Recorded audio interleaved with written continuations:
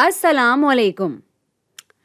ये यहाँ पर एक बुरा बैक्टीरिया है और इस बैक्टीरिया ने जुर्रत की है मेरी बॉडी में दाखिल होने की या मेरे जिस्म में दाखिल होने की, लेकिन मेरे जिस्म में बहुत ही ताकतवर इम्यून सिस्टम मौजूद है। हम इंसानों का एक बहुत ही ताकतवर इम्यून सिस्टम होता है। और क्या आप जानते हैं हमारा इम्यून सिस्टम करता क्या है? पहली चीज़ जो ये करता है वो ये कि ये पहचान जाता है एक बैरूनी हमला आवर को, इस सूरत हाल में ये बैक्टीरिया, और फिर बनाता है हथियार ख़ास तौर पर इस बैरूनी हमला आवर से लड़ने के लिए। तो आप कह सकते हैं कि ये बहुत ही ख़ास किस्म का हथियार होता है जो सिर्फ इस मखसूस बैक्टीरिया से लड़ने के लिए बनाता है, और इन हथियारों को हम कहते हैं एंटीबॉडीज़। तो ये एंटीबॉडीज़ बनी हैं ख़ास इस बैक्टीरिया के लिए। तो अब ये एंटीबॉडीज़ जाएंगी और जुड़ जाएंगी इस बैक्टीरिया से, और फिर ये मज़ीद इम्यून सेल्स को यहाँ बुलाएंगे और फिर इस बैक्टीरिया को मार दिया जाएगा और यहाँ हो जाएगी इस बैक्टीरिया की कहानी ख़त्म। लेकिन यहाँ पर पूरी कहानी ख़त्म नहीं होती। हमारा इम्यून सिस्टम मुस्तक़बिल में भी इस तरह के बैक्टीरिया से अब हमेशा हमको बचा के रखेगा, क्योंकि हमारा इम्यून सिस्टम बनाता है एक और बहुत ख़ास किस्म का सेल जिसको कहते हैं मेमोरी सेल। ये बहुत बहुत बहुत अहम होता है। ये मेमोरी सेल अब हमारे जिस्म में रहेगा और लड़ेगा इस बैक्टीरिया से अगर इसने फिर से जुर्रत की हमारे जिस्म में दाखिल होने की। हम इस मेमोरी सेल के बारे में कुछ देर में बात करेंगे, लेकिन इससे पहले मैं आपको बताती चलूँ कि हमारा इम्यून सिस्टम, इसको इब्तिदाई तौर पर बिल्कुल नहीं मालूम था कि ये बैक्टीरिया क्या था, लेकिन जैसे ही ये बैक्टीरिया दाखिल हुआ हमारे जिस्म में, हमारे इम्यून सिस्टम ने इस बैक्टीरिया के हिस्सों को समझने की कोशिश की और इसने इसके खिलाफ एंटीबॉडीज़ बना ली। तो हमारा इम्यून सिस्टम पैदा नहीं होता इस बैरूनी हमला आवर की मालूमात के साथ, इस बैक्टीरिया की मालूमात के साथ, लेकिन जैसे जैसे हमारी ज़िंदगी में हमारी इम्यून सिस्टम का सामना होता है कई मुख्तलिफ तरह के पैथोजन से या बैरूनी हमला आवरों से, जैसे कि बैक्टीरिया, वायरसेस, तो ये ख़ुद को ढाल लेता है ताकि ये इम्यूनिटी बना सके इन बैरूनी हमला आवरों के ख़िलाफ़। लिहाजा इस तरह की इम्यूनिटी को कहते हैं एडेप्टिव इम्यूनिटी। ठीक है, अब मैं चाहती हूँ कि आप तसव्वुर करें एक ऐसी सूरत हाल जिसमें आपका दोस्त, कह लें कि आमिर, वो जैसे ही स्कूल से घर जा रहा था, इसको एक सांप ने काट लिया रास्ते में और आपने ये होते हुए देख लिया। अब आप क्या करेंगे? तो शायद आप इसको फौरी हस्पताल लेकर जाएंगे जहाँ पर डॉक्टर इसको देगा कुछ एंटी वेनम इंजेक्शन।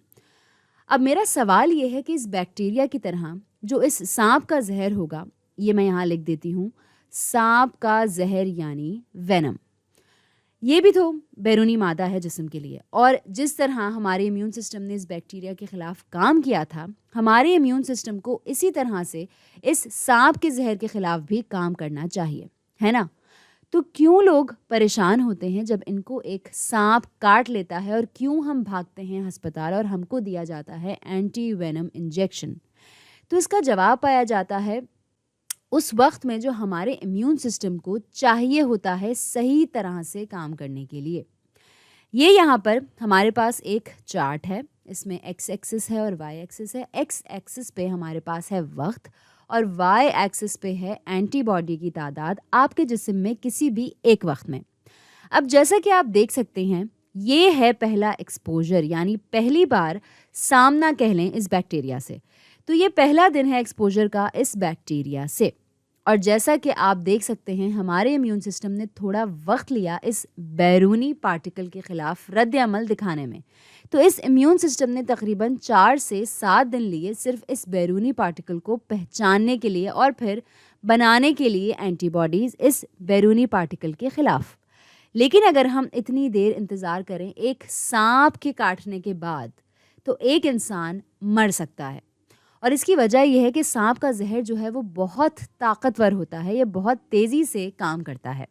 बैक्टीरिया को कुछ वक्त चाहिए होता है हमारे जिस्म में तबाही मचाने के लिए, और ये वक्त हमारा इम्यून सिस्टम इस्तेमाल करता है इस बैक्टीरिया के ख़िलाफ़ हथियार बनाने में। लेकिन इस सांप की सूरत हाल में इसका जहर बहुत ताकतवर होता है, ये हमारे इम्यून सिस्टम को बिल्कुल भी वक्त नहीं देता इसके ख़िलाफ़ कोई भी हथियार बनाने का, और लिहाजा हमें लेने पड़ते हैं एंटी वेनम इंजेक्शन। اب کیا آپ جانتے ہیں ان اینٹی وینم انجیکشنز میں کیا شامل ہوتا ہے؟ تو اس میں ہوتی ہیں اینٹی باڈیز اس سانپ کے زہر کے خلاف۔ اب ان ڈاکٹرز کو کہاں سے ملتی ہیں یہ اینٹی باڈیز جو اس زہر کے خلاف کام کرتی ہیں؟ کیونکہ ہم نے دیکھا تھا کہ ہمارا امیون سسٹم بہت مخصوص قسم کی اینٹی باڈیز بناتا ہے کسی بھی مخصوص بیرونی حملہ آور کے خلاف۔ تو ڈاکٹرز کو کہاں سے یہ مخصوص اینٹی باڈیز ملتی ہیں اس زہر کے خلاف جو کام کرتی ہیں؟ یہ ان کو ملتی ہیں سانپ کا زہر ایک گھوڑے میں انجیکٹ کرنے کے بعد یا کسی اور میمل میں۔ عام طور پر گھوڑوں کو استعمال کیا جاتا ہے کیونکہ دیکھا یہ جاتا ہے کہ گھوڑے کافی حد تک برداشت کر سکتے ہیں ایک سانپ کے کاٹنے کو۔ تو ایک بار جب سانپ کاٹ لیتا ہے ایک گھوڑے کو تو گھوڑے میں موجود امیون سسٹم بناتا ہے اینٹی باڈی، پھر ان اینٹی باڈیز کو نکالا جاتا ہے اور اسٹور کر دیا جاتا ہے اینٹی وینم انجیکشن کی صورت میں۔ ہے نا دلچسپ؟ اب اس سانپ کے کاٹنے کی صورت میں جو ابھی ہم نے یہاں دیکھی تھی، ہمیں ملی تھی اینٹی باڈیز باہر سے۔ تو جس طرح کی امیونٹی ہمیں ملتی ہے کسی دوسرے انسان یا جانور سے اینٹی باڈیز لے کر، اس امیونٹی کو کہتے ہیں پیسیو امیونٹی۔ پیسیو امیونٹی کیونکہ ہم نے یہاں خود سے اینٹی باڈیز نہیں بنائی تھیں۔ تو اب شاید آپ اندازہ لگا سکتے ہیں کہ اس ادھر والی امیونٹی کو کیا کہتے ہیں جس میں ہمارا جسم خود سے بناتا ہے ہماری اپنی اینٹی باڈیز اور میموری سیلز۔ اس کو کہتے ہیں ایکٹیو امیونٹی۔ یہ بھی میں یہاں لکھ دیتی ہوں۔ اب ان دونوں اڈیپٹیو امیونٹی کے درمیان آپ کو کون کون سے فرق نظر آتے ہیں؟ سب سے پہلا فرق تو یہ ہے کہ ایکٹیو امیونٹی میں آپ کا جسم اینٹی باڈیز بناتا ہے اور پیسیو امیونٹی میں آپ کو اینٹی باڈیز بیرونی طور پر دی جاتی ہیں۔ اس کے علاوہ اور کیا فرق ہیں دونوں میں؟ اس ویڈیو کو ذرا پاز کریں اور سوچیں اس کے بارے میں۔ تو جو دوسرا فرق جو مجھے نظر آتا ہے وہ یہ کہ ایکٹیو امیونٹی میں یہ میموری سیل ہوتا ہے، ہمارا جسم بناتا ہے میموری سیلز، لیکن پیسیو امیونٹی میں میموری سیلز جیسی کوئی چیز نہیں ہوتی کیونکہ یہاں ہمیں اینٹی باڈیز بیرونی طور پر ملتی ہیں۔ تو سوال ہی پیدا نہیں ہوتا میموری سیلز کا۔ یہ میں یہاں پر لکھ بھی دیتی ہوں۔ جہاں تک ایکٹیو امیونٹی کی بات ہے، میموری سیلز بنائے جاتے ہیں لیکن پیسیو امیونٹی میں ایسا نہیں ہوتا۔ اب یہ میموری سیلز بھی کافی اہم ہیں کیونکہ اگر یہ بیرونی حملہ آور جسم کے اندر پھر سے داخل ہوتا ہے، ہمارے جسم کے پاس ہتھیار موجود ہوتا ہے اس کے خلاف لڑنے کے لیے پہلے سے ہی۔ لیکن پیسیو امیونٹی میں کہہ لیں کہ عامر کو ایک بار پھر سانپ کاٹ لیتا ہے، اس کو اینٹی وینم انجیکشنز پھر سے لگوانے پڑیں گے۔ تو پیسیو امیونٹی میں کوئی میموری نہیں ہوتی یا یادداشت نہیں ہوتی، کوئی ہتھیار نہیں بچا ہوتا جو پہچان سکے اس بیرونی حملہ آور کو جس نے پہلے بھی اس جسم پر حملہ کیا ہو۔ تو یہ ہوا آپ کا دوسرا فرق۔ ایک کے پاس میموری سیلز ہیں اور دوسرے کے پاس نہیں۔ اب جو اگلا فرق ہے وہ پایا جاتا ہے رد عمل کے وقت۔ میں پھر سے وہی چارٹ یہاں دوبارہ لے آتی ہوں۔ تو پہلے بات کرتے ہیں ایکٹیو امیونٹی کے بارے میں۔ یہ ہے پہلے دن جب بیرونی حملہ آور جسم میں داخل ہوا تھا، اور یہ ہے وہ وقت جو ہمارے امیون سسٹم نے لیا اس بیرونی حملہ آور کے خلاف رد عمل جاری کرنے میں۔ تو اس نے لیے کچھ 4 سے 7 دن، لیکن پیسیو امیونٹی میں جس دن زہر جسم میں داخل ہوا تھا اسی دن اینٹی وینم انجیکشن دیے گئے جن میں اینٹی باڈیز پہلے سے تیار شدہ موجود تھے جو جا کر جڑ سکتے ہیں اس زہر کے پارٹیکل سے اور پھر کر دیں ان کو تباہ۔ تو ان دونوں میں سے کون سا زیادہ تیز ہوا؟ پیسیو امیونٹی ظاہر ہے کیونکہ جیسے ہی اینٹی وینم انجیکشن دیا گیا وہ جا کر سانپ کے زہر کو تباہ کر دے گا، لیکن ایکٹیو امیونٹی میں ہمارے امیون سیلز نے کچھ وقت لیا بیرونی حملہ آور کے خلاف ایکشن لینے میں۔ تو ایکٹیو امیونٹی دوسرے کی بنسبت ذرا آہستہ ہونے والا عمل ہے، جبکہ اس کے مقابلے میں پیسیو امیونٹی ایک تیز عمل ہے۔ اب ایکٹیو امیونٹی کو میں گھر کے بنائے ہوئے کھانے کی طرح یاد رکھتی ہوں اور پیسیو امیونٹی کو جیسے باہر سے کھانا منگوایا ہو۔ اب شاید آپ سوچ رہے ہوں کہ میں ایسا عجیب سا یہ طریقہ کیوں کر رہی ہوں اس چیز کو یاد رکھنے کے لیے۔ تو پیسیو امیونٹی اس لیے باہر سے منگائے ہوئے کھانے کی طرح ہے کیونکہ جب آپ باہر سے کھانا منگاتے ہیں کھانا بہت تیزی سے آ جاتا ہے، لیکن اگر آپ گھر پر کھانا بنائیں گے تو آپ کو کھانا بنانے میں تھوڑا سا وقت لگے گا۔ تو جب آپ کھانا بناتے ہیں وہ آہستہ عمل ہوتا ہے، یہ بہت وقت لیتا ہے، لیکن جب آپ کھانا باہر سے منگاتے ہیں یہ بہت تیزی سے آ جاتا ہے. اور ایک چیز اور، جب آپ کھانا باہر سے منگائیں گے آپ کو نہیں پتہ لگتا کہ یہ کھانا بنایا ہوا کیسے ہے، کس طریقے سے بنایا گیا ہے. تو اگلی بار جب آپ کو پھر سے وہی کھانا منگوانا ہوگا تو آپ کے پاس شاید آپشن نہیں ہوگا سوائے اس کے کہ آپ واپس ویسے ہی آرڈر کریں.